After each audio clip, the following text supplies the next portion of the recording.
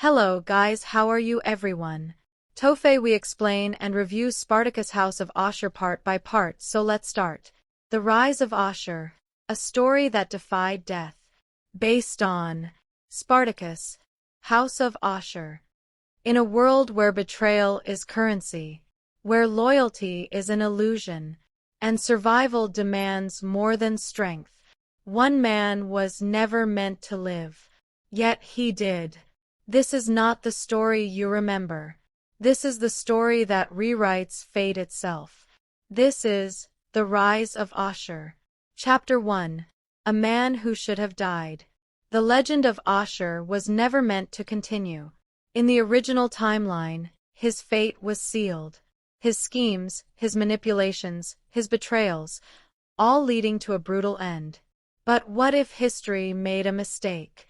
What if the man everyone underestimated was the one who understood survival better than anyone else? Spartacus, House of Ashur, dares to ask a dangerous question. What if Ashur lived? Chapter 2. Power is not taken. It is earned through chaos. Unlike Spartacus, Ashur was never a warrior of honor. He was something far more dangerous. A thinker. A manipulator. A survivor. While others fought with swords, Ashur fought with information. And in the brutal world of Roman gladiators, information is sharper than any blade. Chapter 3. From Slave to Dominus. The series introduces a shocking twist. Ashur is rewarded. Yes, rewarded. He is given control of a gladiator school. A place once ruled by men stronger than him. Now it belongs to the weakest man who outlived them all. But make no mistake, power doesn't come without enemies. Chapter 4. The World of Blood and Sand Reborn. The arena returns. The roar of the crowd. The clash of steel. The scent of death in the air. But this time, the story isn't about rebellion. It's about control. Ashur doesn't want to destroy the system. He wants to master it. Chapter 5. The Rise of Achillea. Among the chaos emerges a new force. A gladiatrix. A warrior unlike any seen before. Her name, Achillea. Played by Tenika Davis, she is fierce, relentless, and unpredictable. She is not just a fighter. She is a storm. And Ashur? He sees opportunity. Chapter 6. Allies or enemies? Ashur's greatest strength has always been deception. He builds alliances not from trust, but from necessity. Every smile hides a strategy. Every promise hides a trap. In his world, there are only two types of people. Those who are useful, and those who are not. Chapter 7. The Shadow of Spartacus. Even in absence, Spartacus looms large. The rebellion he led changed Rome forever. And Ashur? He lives in the shadow of that legacy. But unlike Spartacus, Ashur doesn't inspire hope. He inspires fear. Chapter 8. Politics, Power, and Betrayal. Rome is not just an empire of warriors. It is an empire of politics. Behind every arena fight lies a deeper battle. One fought in whispers and secrets. Ashur steps into this world, not as a pawn, but as a player. Chapter 9. The Price of Survival. Survival always comes at a cost. For Ashur, that cost is humanity. Every decision he makes pushes him further from who he once was. But does he even care? Or was he always this way? Chapter 10. A Different Kind of Hero. Ashur is not a hero. He is not meant to be. And that is what makes him compelling. Because in a world of heroes and villains, he exists somewhere in between. Chapter 11. Visual Style and Tone. The series retains the brutal, stylized violence of the original Spartacus. Slow-motion combat. Intense drama. emotion mixed with brutality, but with a darker twist. This story is told from the perspective of a man who thrives in darkness. Chapter 12. Why this story matters. House of Ashur isn't just a spin-off. It's a reimagining of fate. It challenges the idea that only the strong survive. Sometimes, the smartest survive. Conclusion. In the end, this is not just a story about Rome. It's a story about ambition, about survival, about a man who refused to die when the world demanded it. Ashur was never the hero, but perhaps he was always the one who understood the game best. Part 2. Inside the Mind of Ashur, Psychology of a Survivor. Based on Spartacus, House of Ashur. A mind more dangerous than a sword. What makes a man dangerous? Is it his strength, his skill in battle, or something far more unsettling, his ability to think differently? In the brutal universe of ancient Rome, most men fought to survive, but one man learned how to outthink survival itself. His name is Ashur, and this is not the story of what he did. This is the story of how his mind works. Chapter 1. The Birth of a Survivor Mindset. Ashur was never the strongest, never the fastest, never the bravest, but he possessed something far rarer: adaptability. From the very beginning, Ashur understood a truth most ignored. Strength wins battles, but intelligence wins wars. While other gladiators trained their bodies, Ashur trained his perception. He observed, he calculated, he learned, and most importantly, he remembered everything. Chapter 2. Trauma as a Foundation. To understand Ashur, you must understand trauma. Slavery is not just physical imprisonment. It is psychological destruction.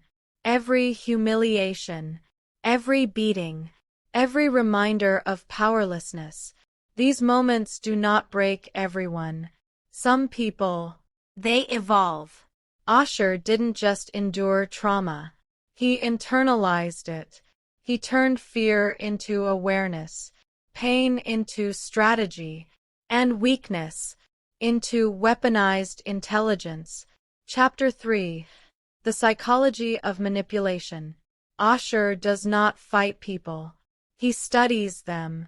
He dissects their emotions like a surgeon.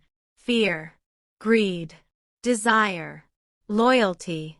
To Ashur, these are not feelings. They are tools. He understands that every person has a breaking point, and once you find it, you control them. Chapter 4. Morality. An illusion? Most characters in the Spartacus universe operate within some moral framework. Honor, revenge, freedom. But Ashur, he operates outside of morality. To him, there is no right or wrong. There is only what works. This is what makes him unpredictable and terrifying. Chapter 5. Inferiority complex or hidden superiority. Ashur is often underestimated, seen as weak, cowardly, but this perception is exactly what he uses. Psychologically, Ashur thrives on being overlooked, because invisibility is power. When people underestimate you, they stop defending themselves, and that's when Ashur strikes. Chapter 6. The Mask He Wears. Ashur is never truly himself. He adapts his personality depending on who he's speaking to. With masters, he is obedient. With enemies, he is cautious. With allies, he is persuasive. But behind every version, there is a single truth. Nothing he shows is real. Chapter 7. Control versus chaos. Most people fear chaos. Ashur embraces it. because chaos creates confusion, and confusion creates opportunity. In a structured world, power is predictable. In chaos, power belongs to whoever can think fastest. And that is where Ashur dominates. Chapter 8. The Need for Control. At his core, Ashur is driven by one thing: control. Not just over others, but over his own fate. As a slave, he had none. As a survivor, he seeks total domination over uncertainty. This is why he manipulates everything around him, because unpredictability is his greatest fear. Chapter 9. Relationship with Power. Power for Ashur is not about status. It is about security. Every move he makes is designed to ensure one thing: he is never powerless again. This makes him different from traditional villains. He is not chasing glory. He is running from vulnerability. Chapter 10. Trust. A foreign concept. Ashur does not trust. Not fully. Not ever. Because trust requires vulnerability. And vulnerability is something he has learned to eliminate.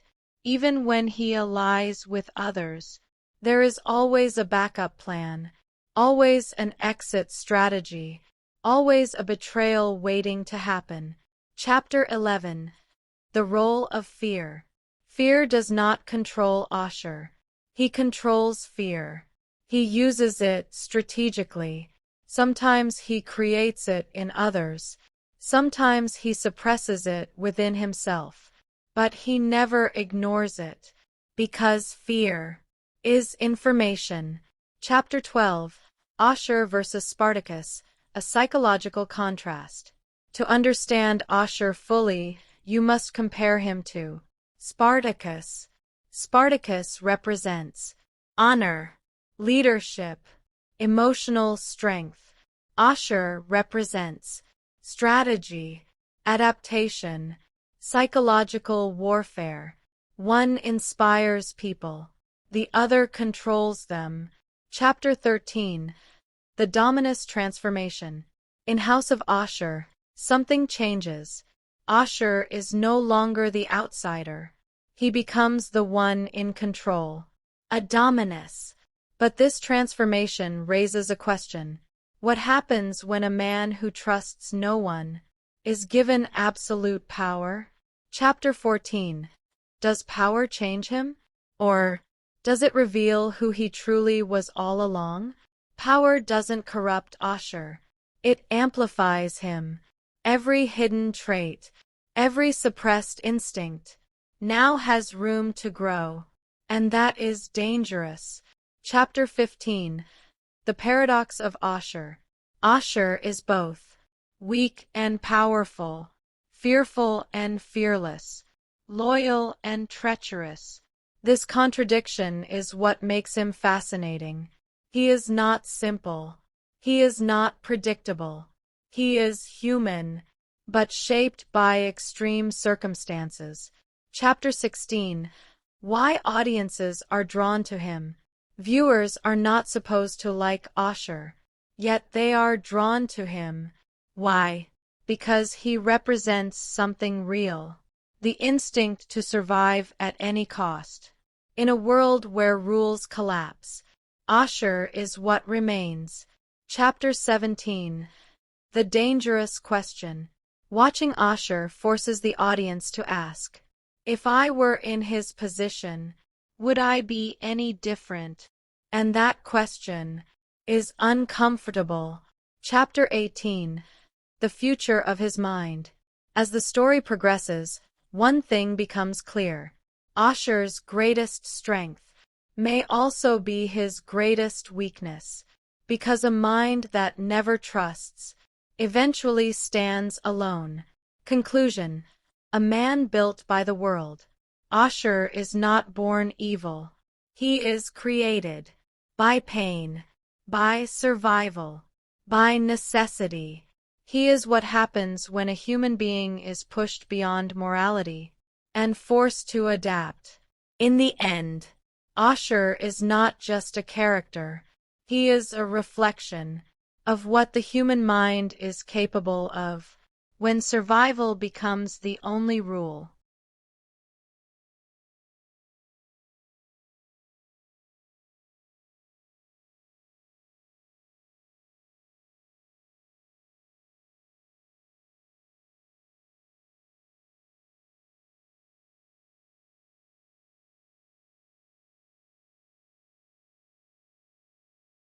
Part 3. The timeline that changed Rome. What if Ashur never died? Based on history was never meant to be this way. History is written by the victors. But what happens when history itself is rewritten? There was a moment, a single moment, where fate made a decision. A blade fell, blood was spilled, and a man was meant to die. But in this version of reality, he lives.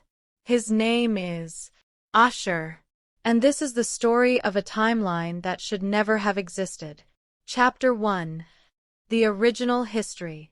To understand the alternate timeline, we must first revisit the original.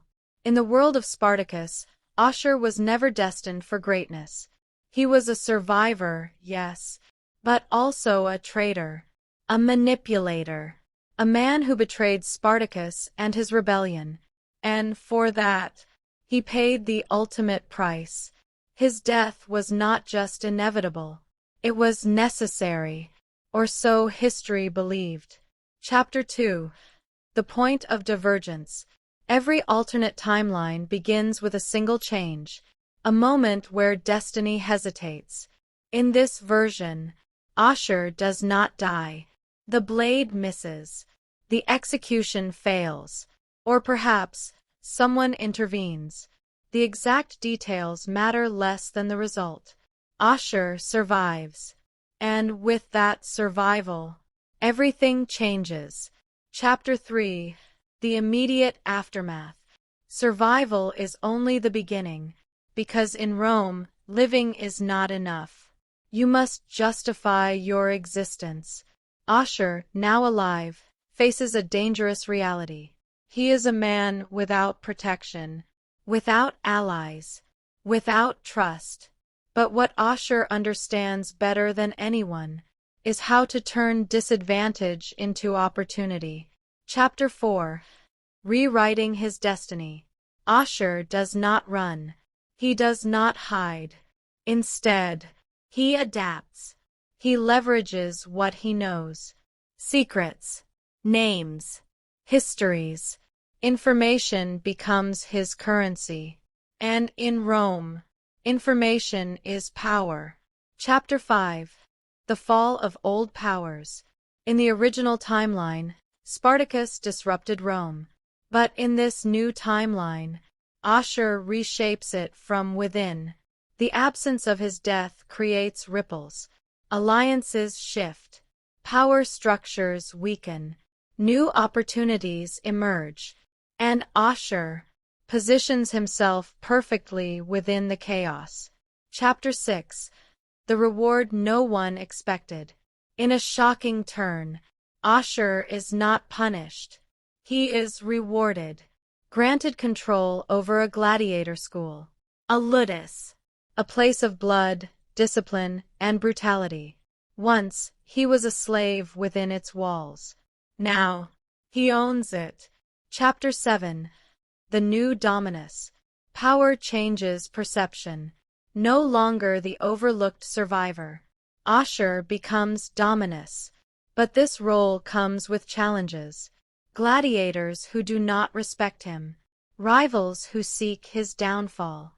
Political forces watching his every move. Yet Ashur does not attempt to become stronger. He becomes smarter. Chapter 8. The rise of a new order. Under Ashur's control, the gladiator system begins to shift. It becomes less about honor and more about strategy. Fighters are no longer just warriors. They are assets, investments, weapons to be deployed with precision. Chapter 9. Enter Achillea. Every timeline introduces new variables. In this one, her name is Achillea, a gladiatrix, a force of nature. Portrayed by Tenika Davis, she represents a new evolution of combat within the arena. But she is more than a fighter. She is unpredictable. And unpredictability is the only thing Ashur cannot fully control. Chapter 10. The political game begins. Ashur's rise does not go unnoticed. Rome is watching. The elite begin to question. Who is this man? How did he rise so quickly? And more importantly, can he be controlled? Ashur, of course, already knows the answer. Chapter 11. A different kind of war. Unlike Spartacus, Ashur does not wage open war. His battles are invisible, fought in conversations, in secrets, in decisions made behind closed doors. This is not rebellion. This is infiltration. Chapter 12. The butterfly effect. One man's survival has consequences. Events that once seemed certain now unfold differently. Some characters live longer. Others fall sooner. Alliances never form. Betrayals happen earlier. The timeline fractures, and Rome becomes unstable. Chapter 13. The cost of control.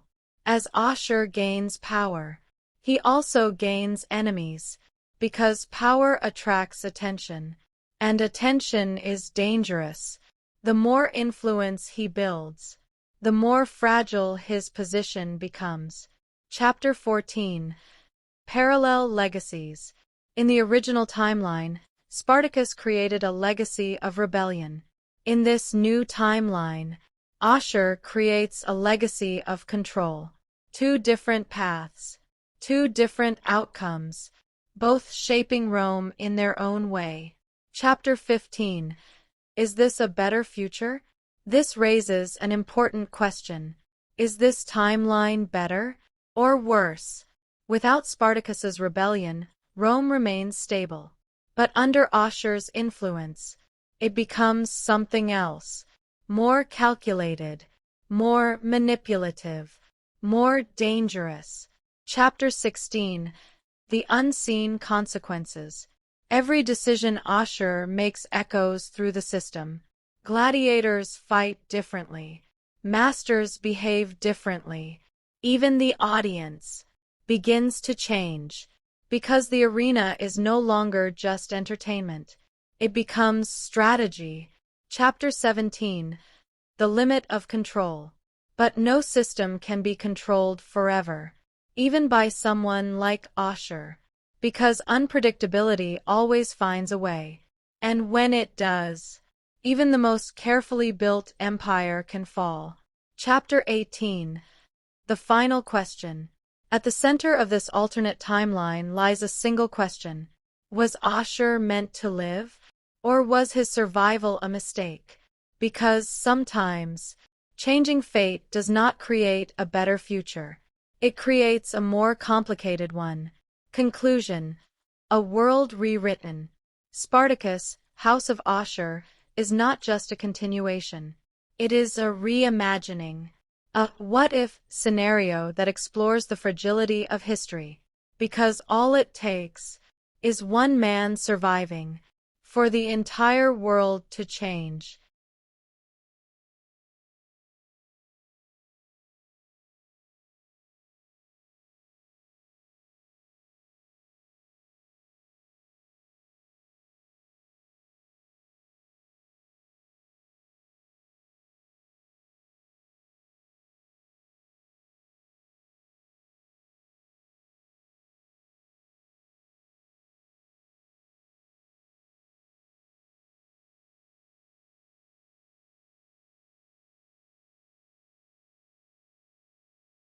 Part 4.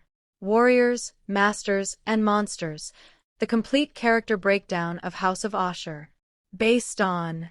Every story is built on people. Empires are not built on stone. They are built on people. their choices, their ambitions, their fears, and in the brutal world of Rome, every character is a weapon.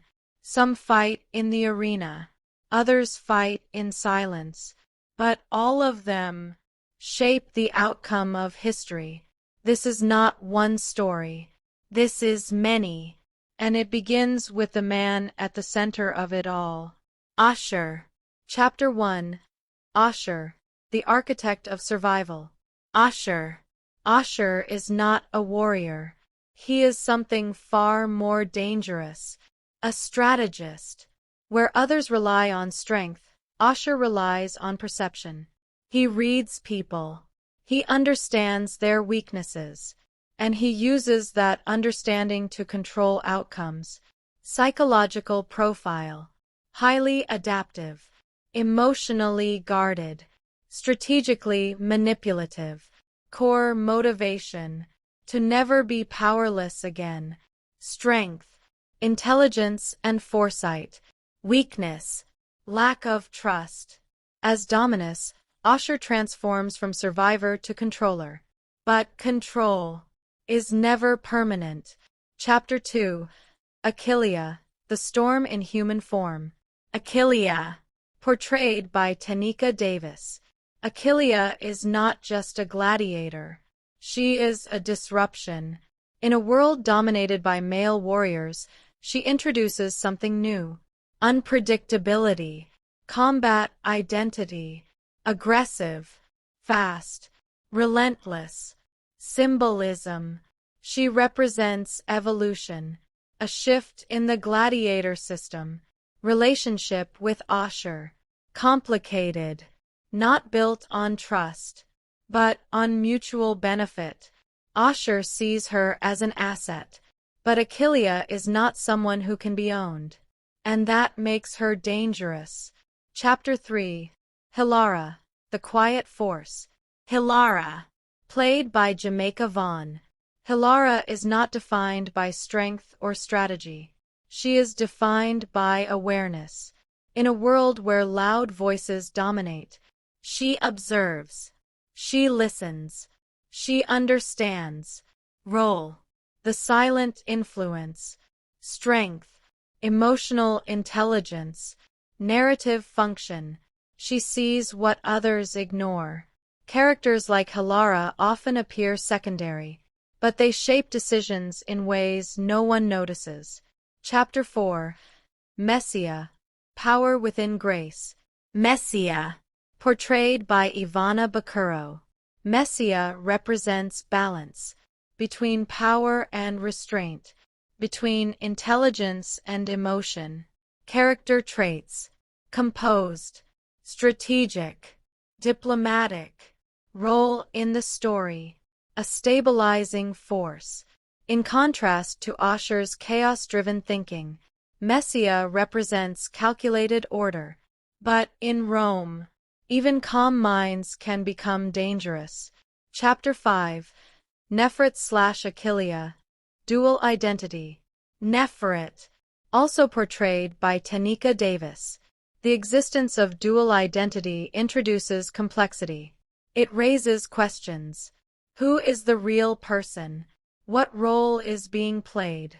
And what is hidden beneath the surface? Narrative importance. Duality.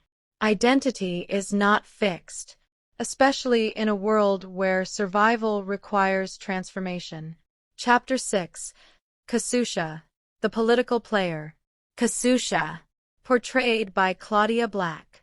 Cossutia operates in a different arena, not of sand and blood, but of politics, strength, influence, strategy, control through social power.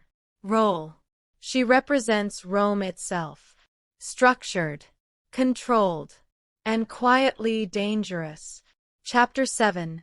Tarshan, the physical force. Tarshan, played by Jordi Weber. Tarshan represents traditional gladiator strength. Traits: physically dominant, direct, loyal. Narrative contrast: he stands opposite Ashur, where Ashur is subtle. Tarshan is straightforward. This contrast creates tension, because brute force does not always win. Chapter 8. Korris. Experience and Authority. Korris. Portrayed by Graham McTavish. Korris carries experience, and with experience comes perspective. Role. A figure of authority, strength, wisdom and presence. Conflict. Understanding Ashur, because Ashur cannot be easily predicted. Chapter 9. Cornelia. The Human Element. Cornelia. Played by Jamie Slater. Cornelia brings something rare. Humanity. In a world driven by power. She represents emotion, narrative function, grounding the story, reminding the audience what is at stake beyond power and control. Chapter 10. Viridia. The Unknown Variable. Viridia. Portrayed by India Shawsmith. Every story has a wild card. Viridia is that element. Traits. Unpredictable. Adaptive. Observant. Role. She disrupts expectations. And in a world controlled by strategy, unpredictability is the greatest threat. Chapter 11. Character Dynamics. Individually, these characters are powerful. Together, they create tension. Key dynamics. Ashur versus Tarshan, mind versus muscle. Ashur versus Cossutia, strategy versus politics. Ashur versus Achilea, control versus chaos. Hilara versus everyone, observation versus action. These relationships drive the story forward. Chapter 12. Thematic representation. Each character represents a theme. Ashur, survival. Achilea, evolution. Messia, balance. Cossutia, power. Tarshan, strength. Hilara, awareness. Viridia, chaos. Together, they form a complete narrative system. Chapter 13. The World Through Their Eyes. The story is not just about events. It is about perspective. Each character experiences Rome differently. For some, it is opportunity. For others, it is prison. For others still, it is battlefield.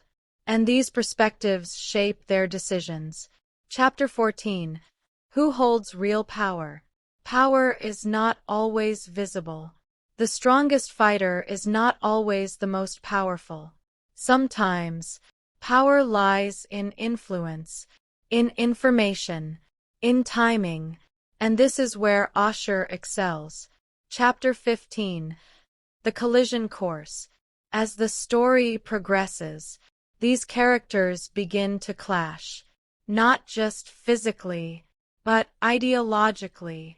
Different beliefs, different goals, different methods, and when these collide, conflict becomes inevitable.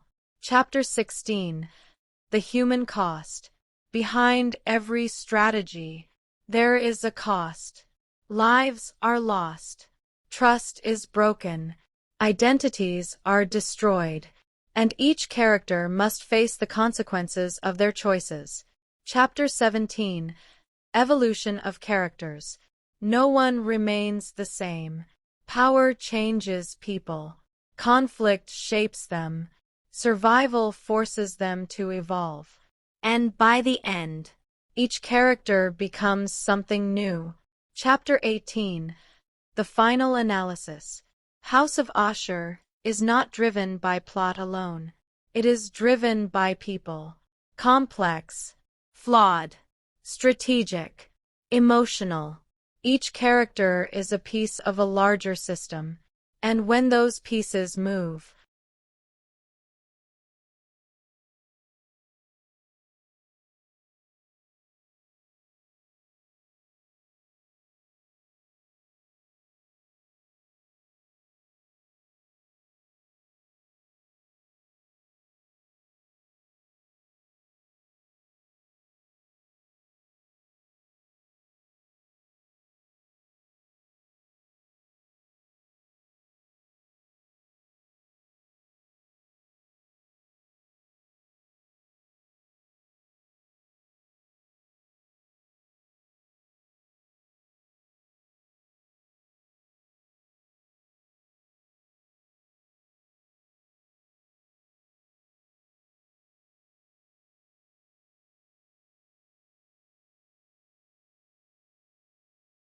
Part 5. Blood, Sand, and Survival. The Real Gladiator World Behind House of Ashur.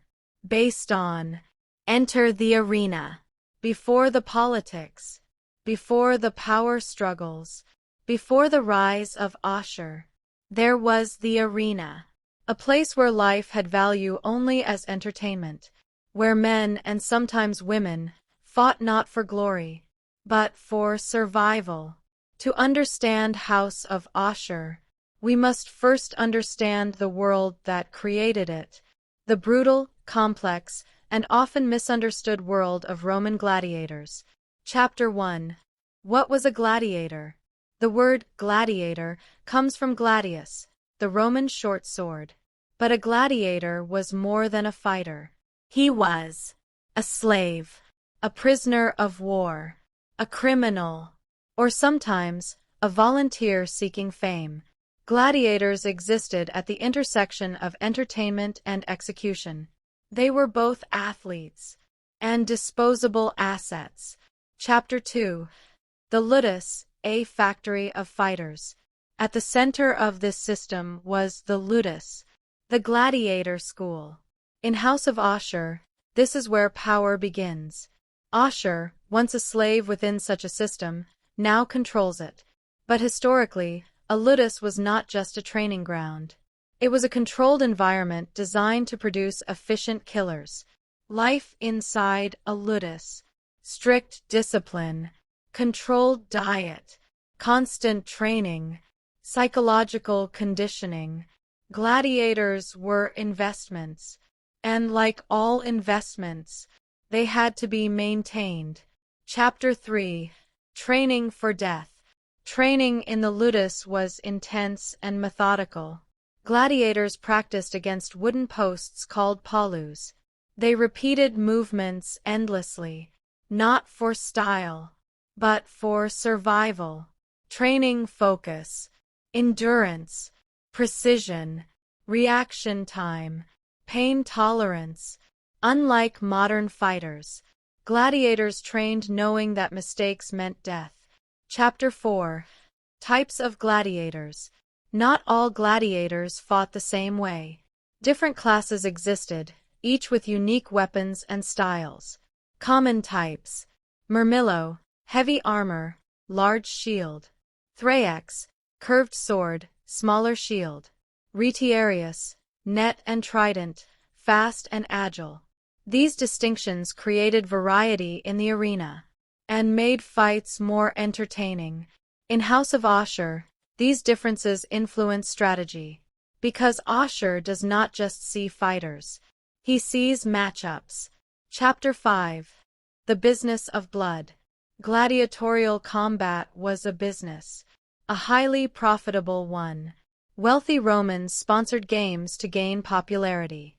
Crowds paid to watch. And the fighters? They were the product. Ashur, as Dominus, understands this perfectly. He does not just run a school. He runs a system of profit and performance. Chapter 6. The Role of the Dominus.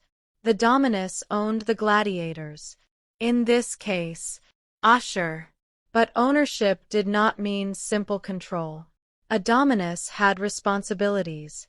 Training fighters, managing finances, negotiating matches, maintaining reputation. Success meant wealth. Failure meant ruin. Chapter 7.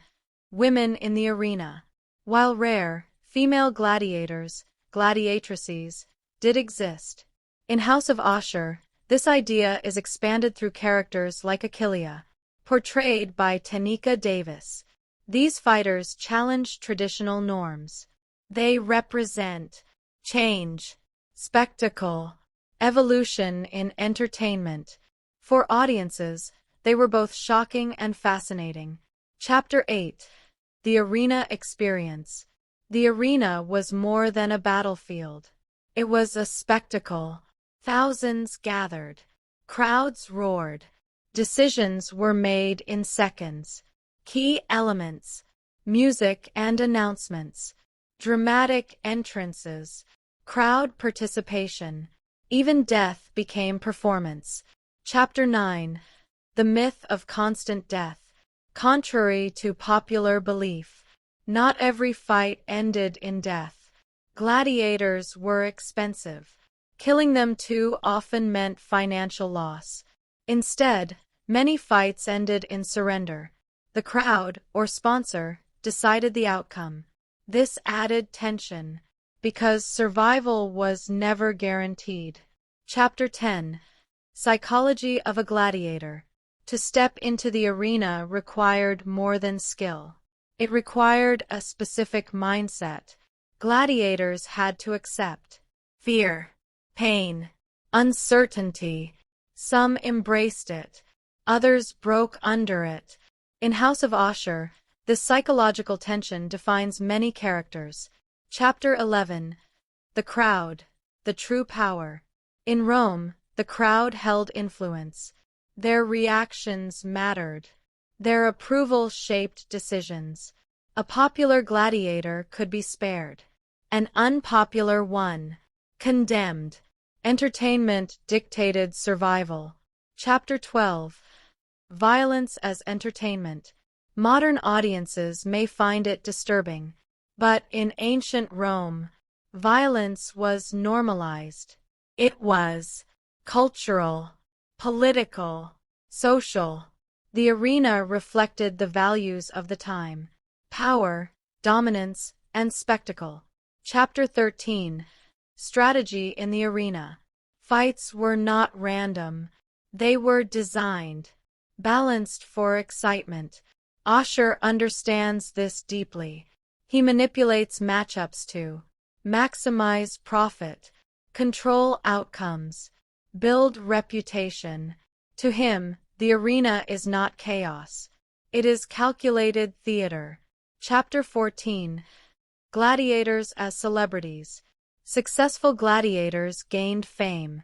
Crowds admired them. Some even became legends. Despite being slaves, they achieved a form of recognition rare for their status. This contradiction defines the system. Chapter 15. Freedom, the ultimate prize. Some gladiators earned freedom through victories, through loyalty, through luck.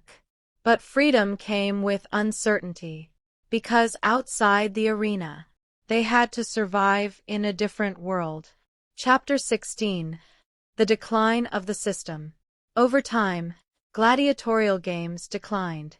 Changing values, economic pressures, political shifts.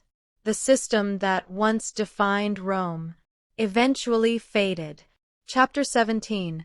How House of Ashur reinterprets history. The series does not simply recreate history. It enhances it. It dramatizes. It intensifies. It explores what-if scenarios. While grounded in reality, it prioritizes storytelling. Chapter 18. Why this world still matters. The gladiator system may be gone, but its themes remain: power, control, entertainment, survival. Modern society still reflects these ideas, in different forms. Conclusion. More than just blood. The arena was not just about violence.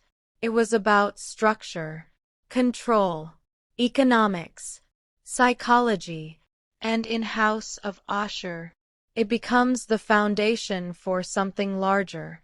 A story not just about fighters, but about the system that creates them, and the man who learns to control it.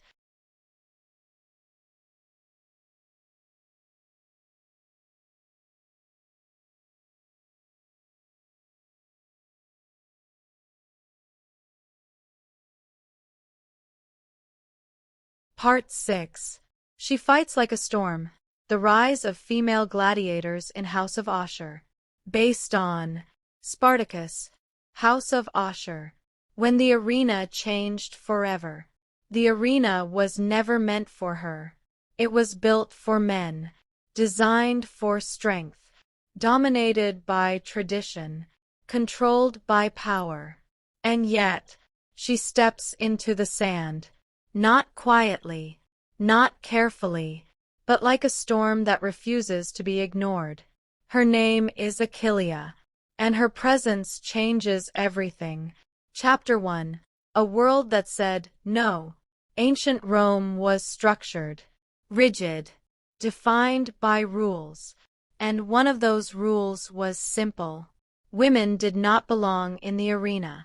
They were spectators, observers, symbols of status, but never combatants. The idea of a female gladiator wasn't just unusual. It was disruptive. Chapter 2. History versus story. Historically, female gladiators, gladiatrices, did exist. Rare, uncommon, almost myth-like.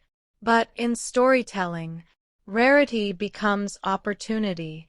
In House of Ashur, that possibility is expanded, not just as spectacle, but as narrative power. Chapter 3. Enter Achillea. Achillea, portrayed by Tenika Davis. Achillea is not introduced as an exception. She is introduced as a force. She does not ask for space. She takes it. And from the moment she steps into the arena, the rules begin to bend. Chapter 4. Fighting style. Speed over strength. Unlike traditional gladiators, Achillea does not rely on brute force. Her strength lies in speed, precision, agility. She moves differently, attacks differently, thinks differently, and this difference becomes her advantage. Chapter 5. The first impact.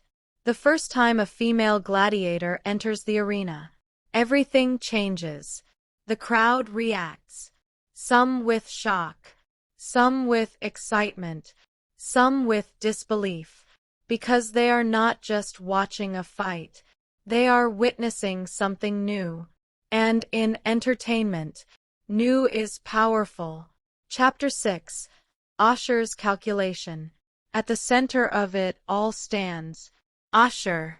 Ashur does not see controversy. He sees opportunity.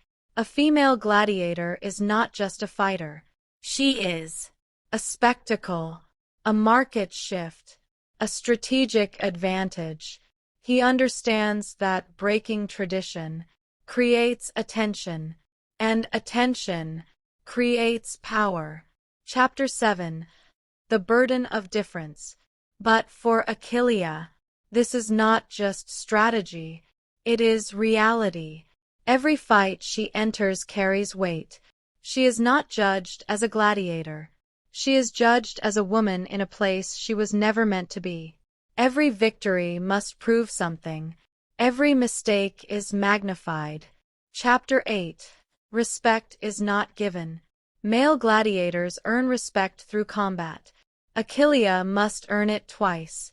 Once as a fighter, once as something unexpected.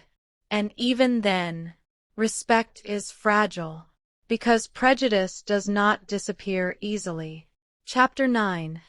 The psychological war. Her battles are not just physical. They are mental. She must face doubt, judgment, isolation, and still perform, still survive, still win. Chapter 10. The crowd's evolution. At first, the crowd watches her as a curiosity. Something unusual, something different. But over time, something changes. They stop seeing female gladiator. They start seeing a fighter. And that shift is powerful. Chapter 11. Symbol of change. Achillea becomes more than an individual. She becomes a symbol of evolution, of disruption, of possibility.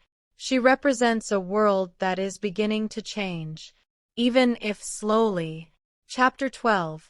Power dynamics shift. Her presence alters the system. Matchmaking changes. Strategies adapt. Expectations shift. because once a rule is broken, it can never fully return. Chapter 13. Relationship with Ashur. Ashur and Achillea share a complex dynamic. He sees her as an asset. She sees him as a necessity. Neither fully trusts the other. But both understand one thing. They need each other. At least for now. Chapter 14. Identity and Control. Achillea's journey is also about identity. Who is she? A fighter? A symbol? A tool within a system? The more she rises, the more these questions matter. Chapter 15. The Cost of Being First. Being the first comes with a price. There is no path to follow, no example to learn from. Every step is uncertain, every decision a risk. Chapter 16.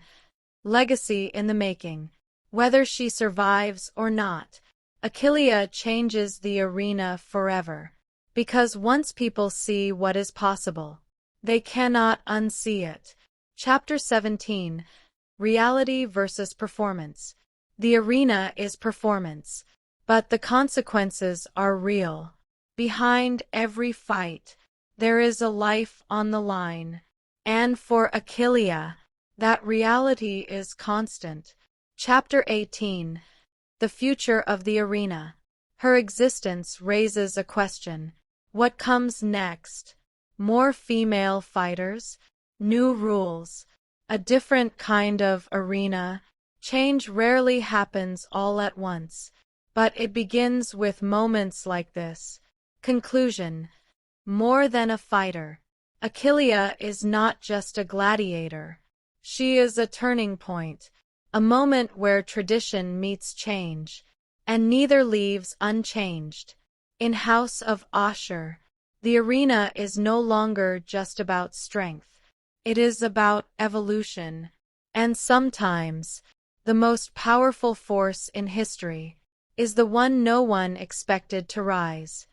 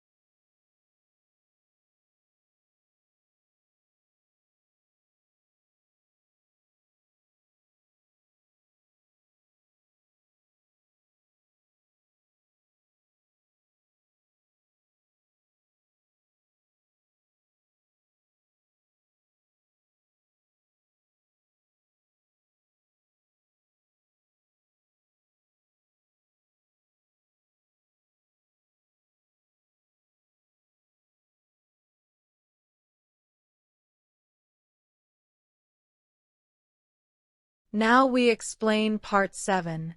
Power behind the Empire. The political system of Rome in House of Ashur. Power is never what it seems. When people think of Rome, they imagine armies, conquests, emperors. But Rome was not built by swords alone. It was built by power. Hidden power. Structured power. Negotiated power. Because in Rome, the most dangerous battles were not fought in the arena. They were fought in silence. Chapter 1. Understanding the Roman System. To understand House of Ashur, we must first understand Rome itself. Rome was not a simple monarchy. It was a complex system of governance, a balance between the Senate, the elite class, military authority. Each group held influence, but none held absolute control. And that imbalance created opportunity. Chapter 2. The Senate. Power through tradition. Roman Senate. The Senate was the heart of Roman politics, a body made up of elite men, experienced, wealthy, influential. They did not rule directly, but they shaped decisions. Their strength: influence over law, control over policy, social authority. Their weakness: dependence on public perception. Chapter 3: The Elite Class. Wealth is power. Rome's elite were not just rich. They were strategic. They invested in influence, built networks, controlled resources. Power in Rome was not inherited alone. It was maintained through action, and often through manipulation. Chapter 4: Politics as Performance. Roman politics was not quiet. It was theatrical. Public speeches, public events, public games. Everything was designed to influence the masses, and the arena played a central role. Chapter 5: Bread and Circus. The concept was simple. Give people food, give them entertainment, and they will remain loyal. Gladiator games were not just for fun. They were political tools. Leaders used them to gain favor, distract the population, demonstrate generosity. Chapter 6: Enter Ashur into politics. At the center of House of Ashur stands Ashur, a man who was never meant to belong in this world. Yet he enters it, not with status, not with wealth, but with knowledge. And in Rome, knowledge is power. Chapter 7: Information as Currency. In politics, information is more valuable than gold. Secrets, scandals, weaknesses. Ashur understands this. He collects information, stores it, uses it, because controlling information means controlling outcomes. Chapter 8: Alliances built to break. In Rome, alliances are temporary. They are built on need, opportunity, mutual benefit, not trust. And Ashur excels in this environment because he never expects loyalty. Chapter 9: The Role of Fear. Fear is a political tool. Leaders use it to maintain control. Opponents use it to destabilize rivals. Ashur uses fear strategically, not openly, but subtly, creating uncertainty. And in uncertainty, he gains advantage. Chapter 10: Women in Power. While Rome was male-dominated, women still held influence, often behind the scenes, through relationships, social networks, strategic alliances. Characters like Cossutia illustrate this power.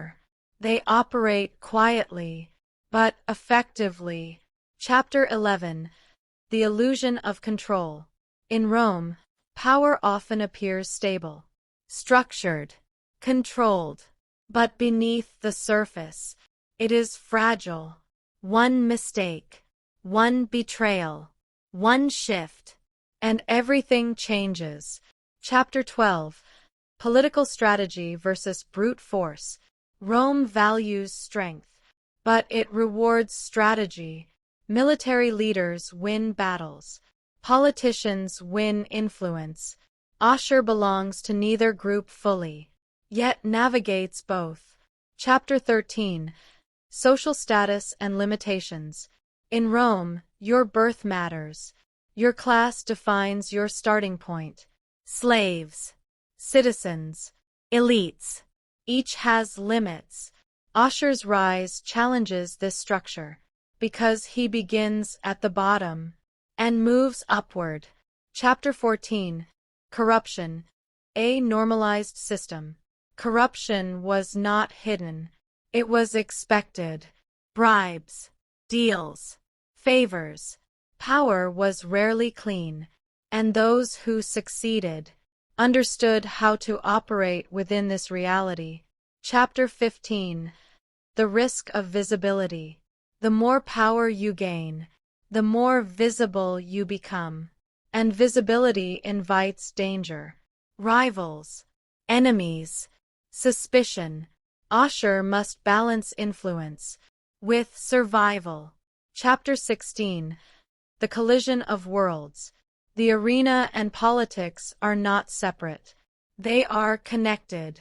The success of a gladiator event can influence political standing, and political decisions can shape the arena. Ashur stands at this intersection. Chapter 17. The Limits of Manipulation. Even the most skilled strategist has limits. Not everything can be controlled. People are unpredictable.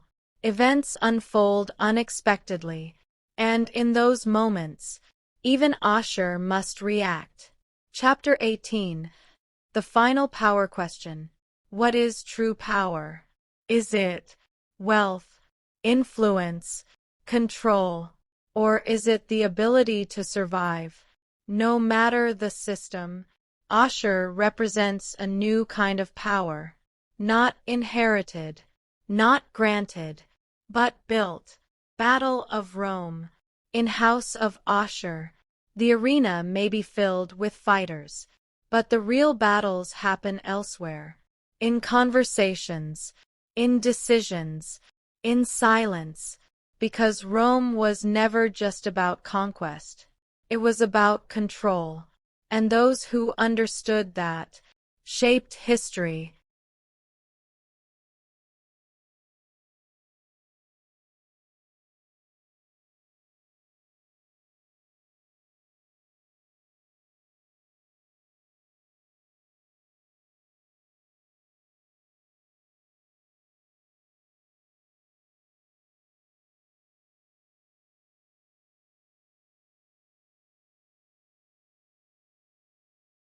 Part 8. Then versus Now. How House of Ashur reinvents the Spartacus legacy. A legacy rewritten. Some stories end, others evolve, and a few rewrite themselves entirely. The original Spartacus told a story of rebellion, of freedom, of a man who stood against an empire. But House of Ashur asks a different question. What if the story wasn't about freedom, but about survival within the system? This is not just a continuation.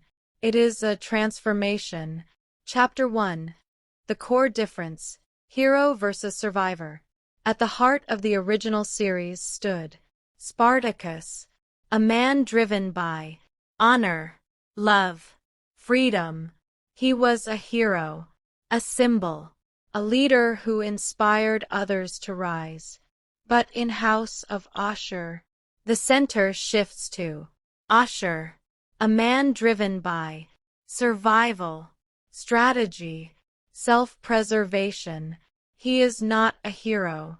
He is a survivor. And that changes everything. Chapter 2. Story Structure. Rebellion versus Control. The original Spartacus followed a clear trajectory. Oppression, resistance, rebellion, war. It was linear, driven by conflict against Rome. But House of Ashur shifts direction. Survival, adaptation, influence, control. The conflict is no longer external. It becomes internal, strategic, subtle. Chapter 3. Tone and Atmosphere. Both series share a brutal visual identity. Blood, stylized combat, and intense drama. But their emotional tones differ. Spartacus, 2010. Inspirational, emotional, heroic. House of Ashur. Calculated, dark, psychological. One makes you feel hope. The other makes you question it. Chapter 4. The Arena. Symbolism Shift. In the original series, the arena represented oppression, a place to escape from, a system to destroy. But in House of Ashur, the arena becomes something else, a tool, a system to control. Ashur doesn't want to escape it. He wants to master it. Chapter 5. Character focus. Many vs 1. Spartacus was an ensemble story. Multiple characters shared importance, each with their own arcs. In contrast, House of Ashur is more centralized. The narrative revolves around Ashur's perspective. Other characters exist within his orbit. Chapter 6. Morality. Clear versus blurred. The original series presented clearer moral lines. Spartacus, good. Rome, oppressive. But House of Ashur removes that clarity. There is no clear hero. No clear villain. Only individuals making choices. This ambiguity creates a more complex narrative. Chapter 7. Power dynamics. In Spartacus, power was something to fight against. In House of Ashur, power is something to navigate, to manipulate, to use. Ashur doesn't challenge power. He integrates into it. Chapter 8. Female characters' evolution. Female characters existed in the original series, but often within defined roles. In House of Ashur, their presence evolves. Characters like Achillea expand representation. They are no longer limited to influence outside the arena. They enter it, fight within it, change it. Chapter 9. Violence, purpose and meaning. Violence in both series is intense, but its purpose differs. In Spartacus, violence is resistance, a means of breaking chains. In House of Ashur, violence is strategy, a calculated tool, used to achieve specific outcomes. Chapter 10. Themes. Freedom versus control. The original series revolved around freedom, escaping oppression, breaking systems, but House of Ashur explores control, manipulation, adaptation. It asks, what if you can't escape the system? What if your only option is to master it? Chapter 11. Narrative perspective. Perspective shapes storytelling. In Spartacus, we see Rome through the eyes of rebels. In House of Ashur, we see it from within, from someone embedded in the system. This changes how events are interpreted. Chapter 12. Legacy of Spartacus. Even in absence, Spartacus remains important. His rebellion reshaped Rome. His actions created consequences, and those consequences define the world Ashur now lives in. Chapter 13. Ashur as a contrast. Ashur exists as the opposite of Spartacus. Where Spartacus inspires, Ashur manipulates. Where Spartacus unites, Ashur divides. Where Spartacus fights openly, Ashur operates in shadows. Chapter 14. Story risks. Reinventing a beloved series is risky. Changing tone, changing focus, changing perspective. But risk is necessary for evolution, and House of Ashur embraces that risk. Chapter 15. Audience experience. Viewers experience each series differently. Spartacus. Emotional investment. Heroic journey. Clear goals. House of Ashur. Intellectual engagement. Psychological intrigue. Uncertainty. One tells you what to feel. The other makes you think. Chapter 16. World-building expansion. The new series expands the world. Not just physically, but conceptually. It explores areas previously secondary. Politics, economics, social structure, creating a more layered narrative. Chapter 17. The question of which is better. This is not a simple comparison. They serve different purposes. One is about inspiration. The other is about realism. One is about breaking the system. The other is about surviving within it. Chapter 18. The Future of the Franchise. By shifting perspective, House of Ashur opens new possibilities, new stories, new themes, new directions. It proves that the world of Spartacus is far from finished. Conclusion. Two sides of the same world. Spartacus and House of Ashur are not opposites. They are complements. Two perspectives of the same reality. One from the outside, one from within. Together, they create a complete picture of power, of survival, of what it means to exist in a world where freedom is rare and control is everything.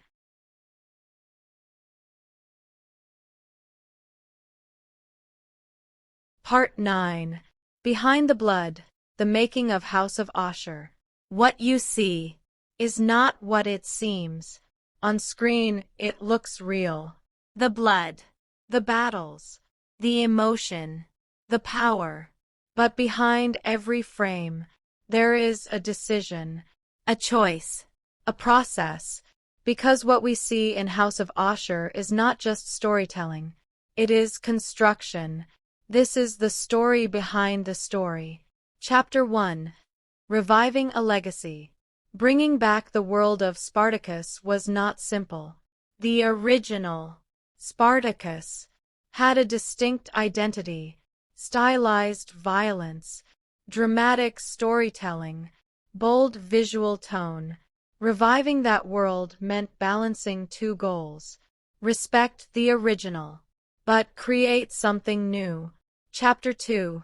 Why Ashur? Choosing a central character defines everything.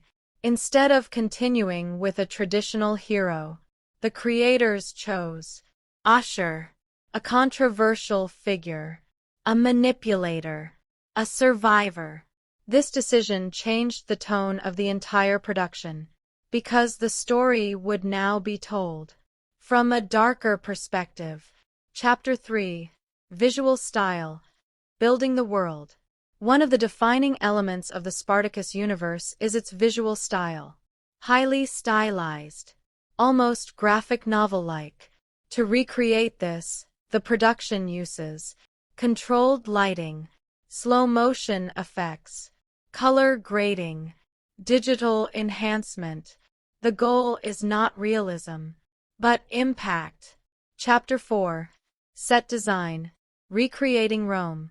Ancient Rome is not easy to rebuild, so the production combines physical sets, digital environments, CGI extensions. The arena, the ludus, the political spaces, all are carefully designed to feel immersive, even when partially artificial. Chapter 5. The Arena. Controlled Chaos. Filming fight scenes is one of the most complex parts of production, because chaos must be controlled. Every movement is choreographed. Every strike is planned. Every fall is rehearsed. What looks spontaneous is actually precise. Chapter 6. Stunt Coordination. Actors do not fight randomly. They train extensively. Training includes weapon handling, timing, reaction, safety techniques. Professional stunt coordinators design sequences, ensuring they are realistic, safe, visually engaging. Chapter 7. The Illusion of Violence. The violence you see is not real, but it must feel real. This is achieved through practical effects, fake blood, prosthetics, CGI enhancements, camera angles. The combination creates intensity without actual harm. Chapter 8. Costume Design. Identity through clothing. Costumes are not just visual. They are storytelling tools. Each character's outfit reflects status, personality, role. Gladiators wear function. Elites wear power. and every detail matters. Chapter 9. Casting Decisions. Casting defines performance. Actors must embody their roles completely. For example, Tenika Davis brings physicality and presence to Achillea, not just through acting, but through movement, through intensity, through presence. Chapter 10. Performance Style. Acting in House of Ashur is heightened, not subtle, not minimal, but intense, emotional, expressive. Because the world itself is amplified, the performances must match it. Chapter 11. Sound Design. Building Immersion. Sound is often overlooked, but it is critical. The clash of weapons, the roar of the crowd, the silence before a fight, all are carefully designed to pull the viewer deeper into the world. Chapter 12. Music. Emotion through sound. Music guides emotion. It tells the audience how to feel, without words. In House of Ashur, music is used to build tension, enhance drama, amplify impact. It turns scenes into experiences. Chapter 13. Writing. Structuring the story. The script is the foundation. Writers must balance character development, plot progression, historical inspiration, all while maintaining engagement and avoiding repetition. Chapter 14. Directing. Vision and Execution. Directors translate script into visuals. They decide camera angles, scene pacing, actor direction. Their role is to ensure everything aligns with the overall vision. Chapter 15. Editing. Shaping the final product. Filming creates raw material. Editing shapes it. Scenes are cut, rearranged, refined to create flow, pacing, impact. Chapter 16. Challenges in production. Producing a series like this involves challenges, budget constraints, scheduling, physical demands, creative disagreements. Overcoming these is part of the process. Chapter 17. Balancing History and Fiction. The series is inspired by history, but not limited by it. Creative freedom allows dramatic storytelling, character expansion, alternate scenarios. The goal is not accuracy alone, but engagement. Chapter 18. The Final Product. What we see on screen is the result of hundreds of decisions, dozens of departments, countless hours of work, all coming together to create a single story. Conclusion. The invisible work.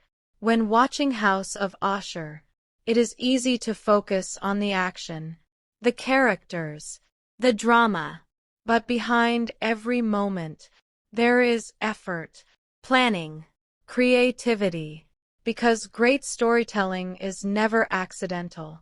It is built, piece by piece, until it becomes something believable, something powerful, something unforgettable.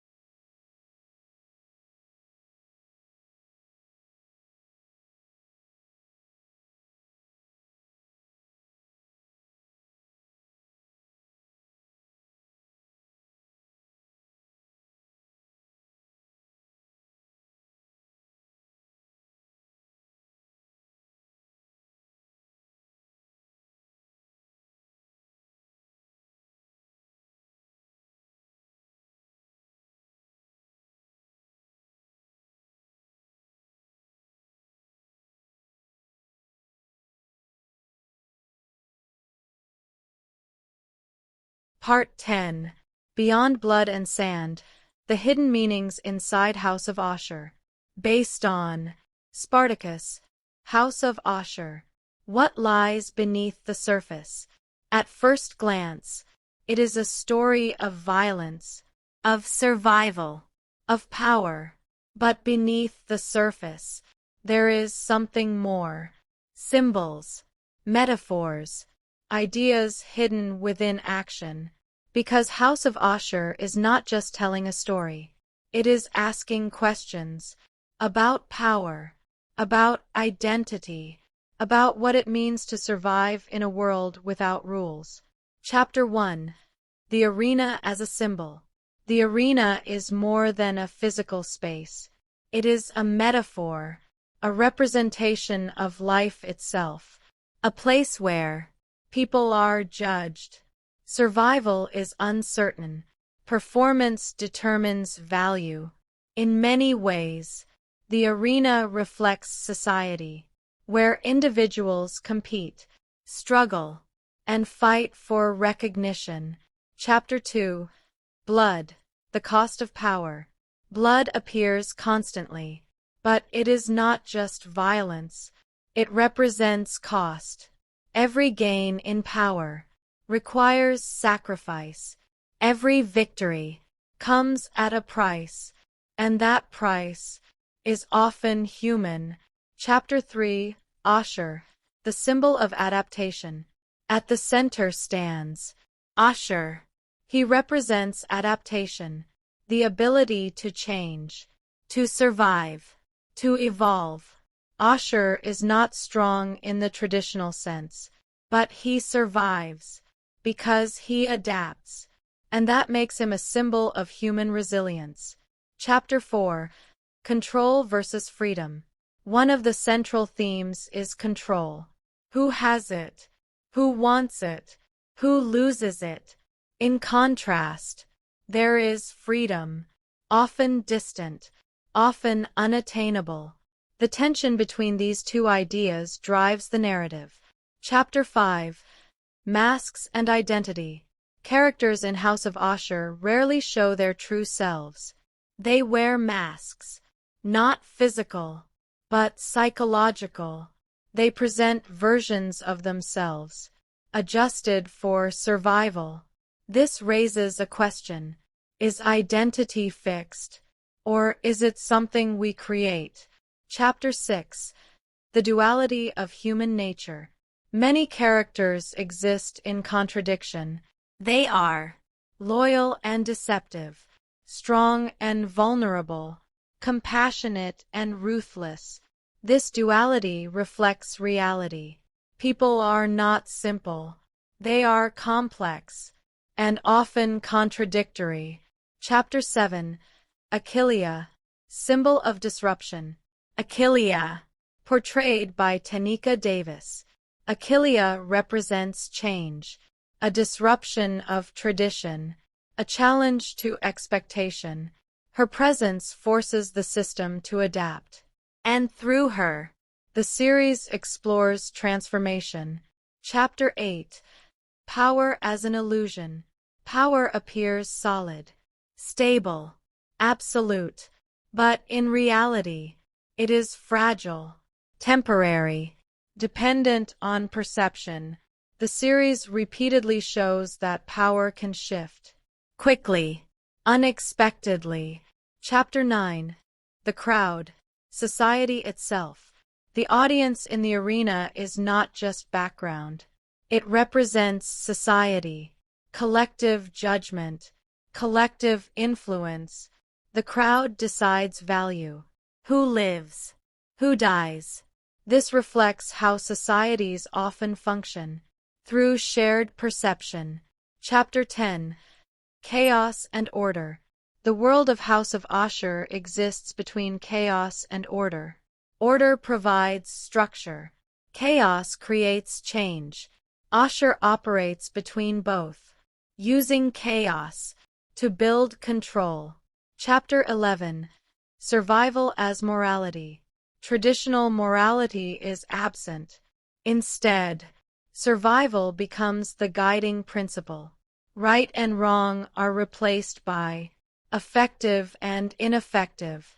This shift forces the audience to reconsider what defines morality. Chapter 12. The role of fear. Fear is not just emotion, it is influence. It shapes decisions, limits actions, drives behavior. Characters respond to fear differently, and those responses define them. Chapter 13. Silence as power. Not all power is loud. Some of it exists in silence, in observation, in patience. Characters who speak less often understand more. Chapter 14. The body as a tool. In the arena, the body is a weapon, a resource, a tool. It is trained, tested, used. This reflects how systems can reduce individuals to function rather than identity. Chapter 15. Time and consequence. Every action has consequence, but not always immediately. Time reveals outcomes. Decisions made early echo later. This creates depth in the narrative. Chapter 16. Legacy. What remains? What remains after everything ends? Power fades. Lives end. Systems change. But legacy persists. Characters are defined not just by what they do, but by what they leave behind. Chapter 17. The human condition. At its core, the series explores humanity, the need to survive, to control, to belong. These needs drive behavior across all characters. Chapter 18. The final symbol, Ashur himself. Ashur represents a question. What happens when survival becomes everything? What is lost? What is gained? And is the result still human? Conclusion. More than a story. House of Ashur is not just about gladiators. It is about ideas, about systems, about people navigating complexity. Every scene, every character, every decision carries meaning, and beneath the blood and sand, there is a deeper story waiting to be understood.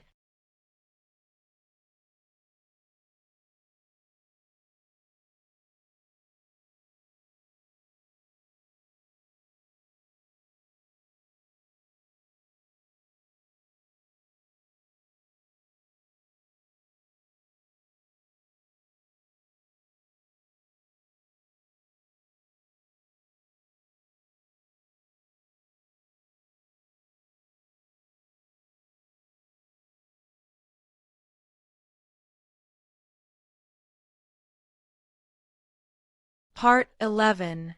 Villain or Survivor. Decoding Ashur as an anti-hero. The line between good and evil.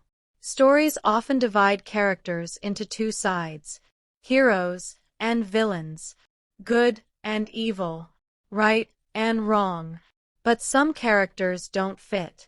They exist in the middle, uncomfortable, unpredictable, difficult to define. And in House of Ashur, no character represents this better than Ashur. Chapter 1. What is a villain? Traditionally, a villain is defined by opposition. They stand against the hero. They disrupt order. They create conflict. Villains are often selfish, ruthless, power-driven. They are meant to be resisted, defeated, condemned. Chapter 2. What is an anti-hero? An anti-hero is different. They are not purely good, but they are not purely evil. They operate in gray areas, often guided by survival, personal goals, practical decisions. They may do bad things, but not without reason. Chapter 3. Where does Ashur fit? Ashur challenges both definitions. He has traits of a villain. He manipulates, betrays, calculates, but he also has traits of an anti-hero. He survives, adapts, endures. So the question becomes, is he evil or simply realistic? Chapter 4. Motivation defines morality. To understand Ashur, we must examine motivation. Why does he act the way he does? Not for chaos, not for destruction, but for survival. And survival is one of the most basic human instincts. Chapter 5. Survival versus morality. In extreme environments, morality changes. What is considered wrong becomes necessary. Ashur exists in such a world where trust is dangerous, weakness is punished, hesitation is fatal. Under these conditions, his actions begin to make sense. Chapter 6.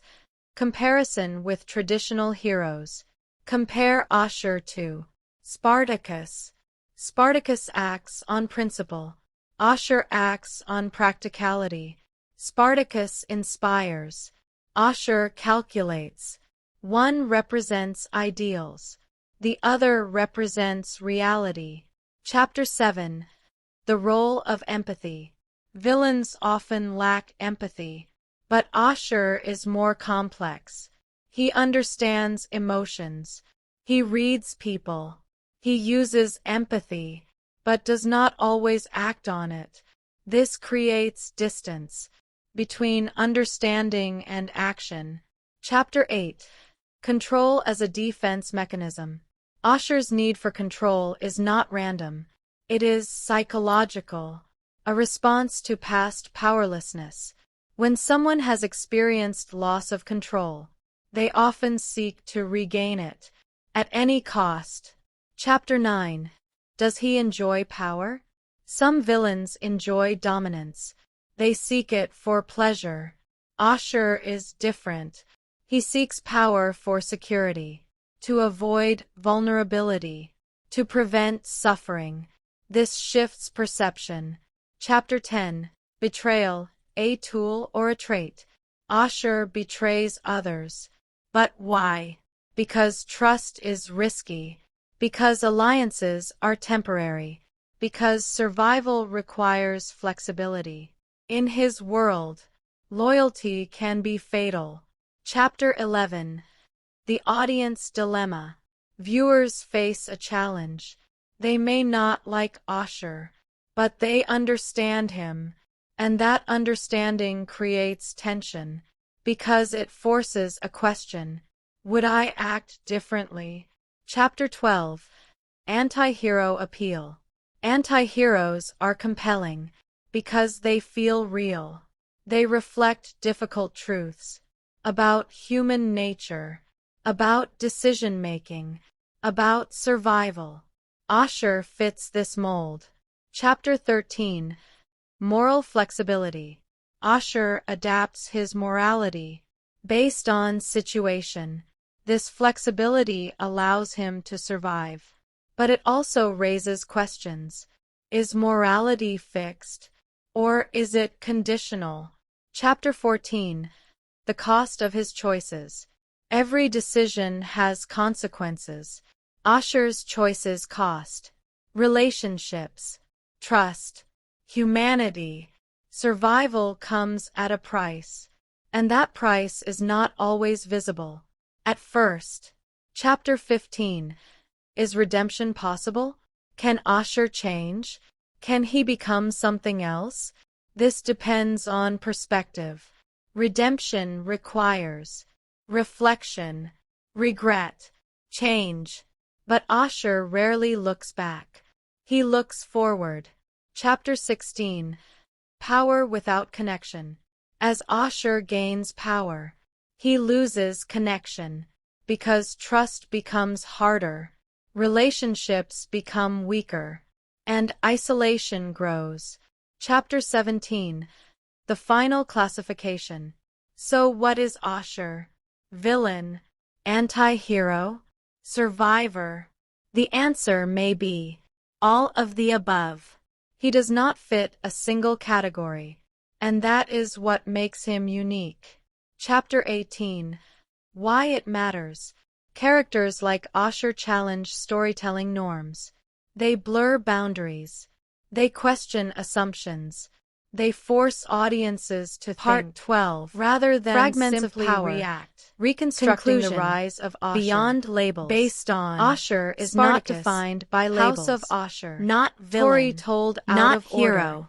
This Not is not even a story anti-hero told from alone. beginning to end. He is a product because of power his does world. not rise A in reflection straight of lines. extreme It circumstances. emerges in fragments And a reminder moments that morality decisions is that not seem always small. simple until they are Sometimes not. it is To shaped understand by survival. the rise of Ashur, we must break the timeline, reconstruct it, piece by piece. Segment 1. The moment of control, future. A man stands above the arena, not as a fighter, not as a slave, but as a dominus. The crowd roars, not for blood, but for him. Ashur has already won, but how? That answer lies in the past. Segment 2. The weakest man in the room, past. Before power, there was invisibility. Ashur was ignored, dismissed, overlooked, and that was his advantage, because unnoticed men are free to observe, to learn, to plan. Segment 3. The first decision, turning point. Power does not come suddenly. It begins with a choice. Ashur chooses not to resist the system, but to understand it. While others dream of escape, he studies structure, rules, weaknesses, and that changes everything. Segment 4. The system itself. Rome is not chaos. It is structure, layers of control, arena, politics, social hierarchy. Each layer connects. Each layer depends on the others. Ashur sees this. Others do not. Segment 5. The introduction of disruption. Then comes something unexpected. Achillea, portrayed by Tenika Davis. She enters the arena and breaks assumptions. The system reacts. The crowd reacts. Ashur reacts differently. He adapts. Segment 6. The shift in strategy. At this point, Ashur stops reacting. He begins controlling. He no longer waits for opportunities. He creates them through matchmaking, information, timing. Every move becomes intentional. Segment 7. The invisible war.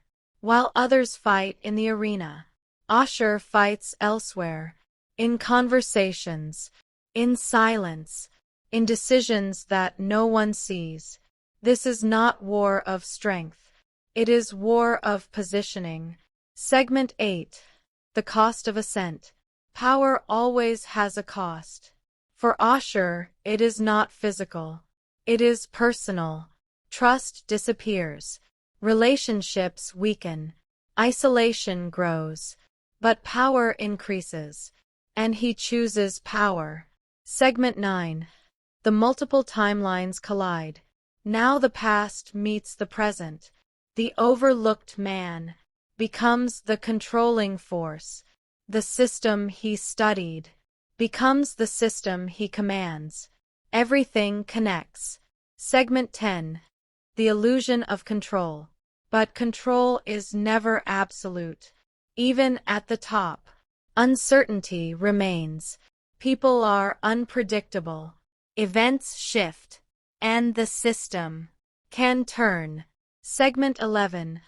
The role of others. Ashur does not rise alone. Every character influences his path. Some help unknowingly. Some resist unsuccessfully.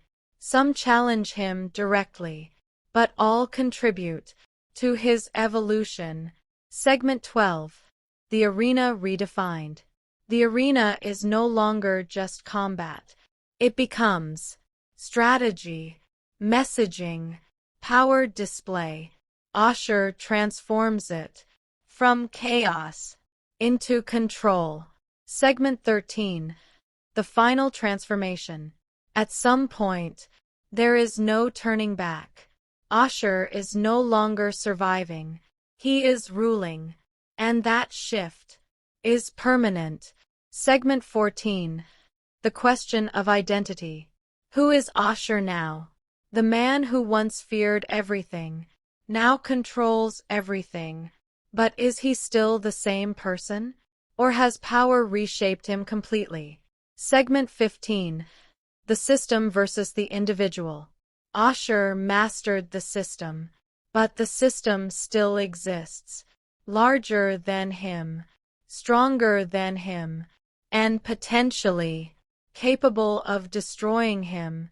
Segment 16. The unseen future. The story does not end here, because power is never stable.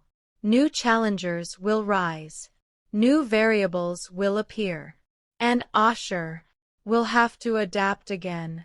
Segment 17. Reconstructing the story.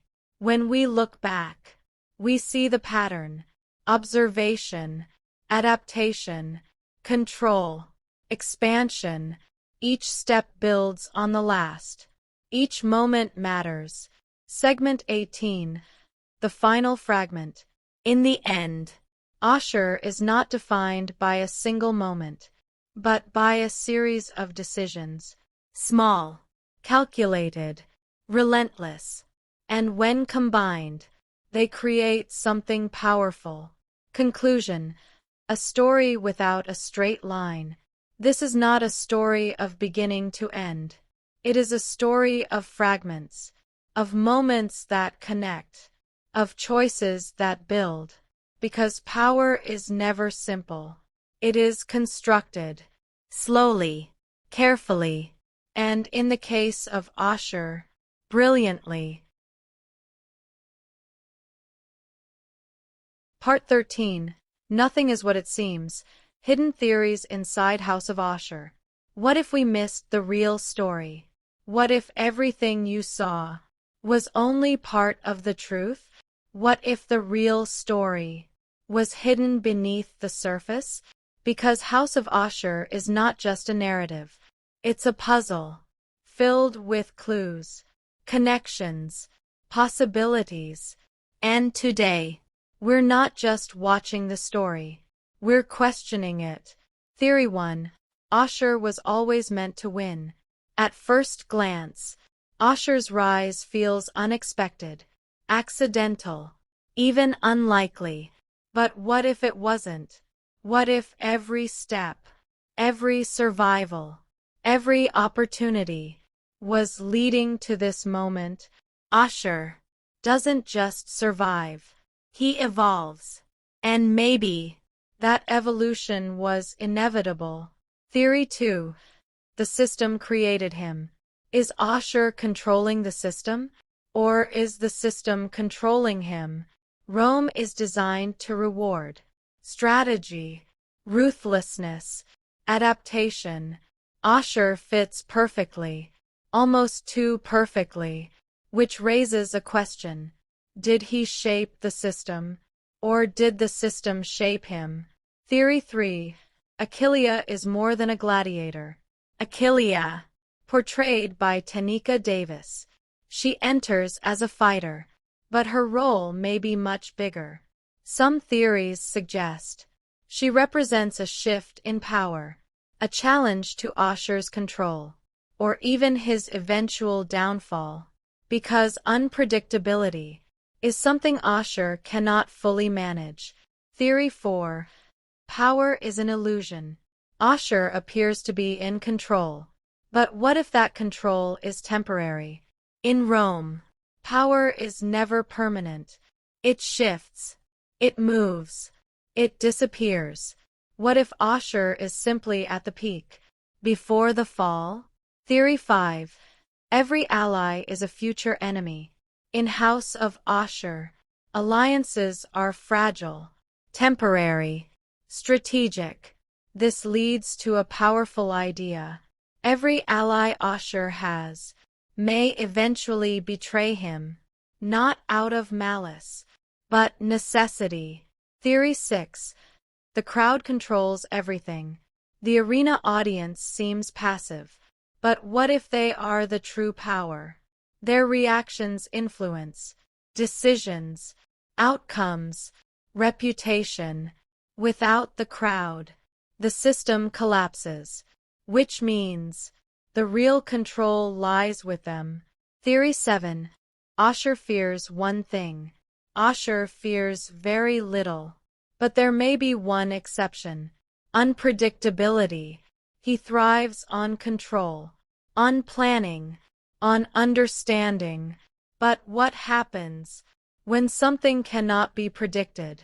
That may be his greatest weakness. Theory 8. The story is a cycle.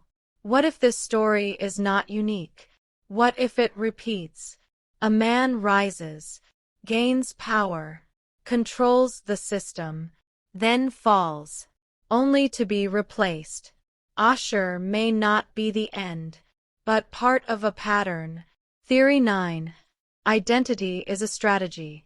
Characters in the series often change behavior, adapt personalities, shift roles.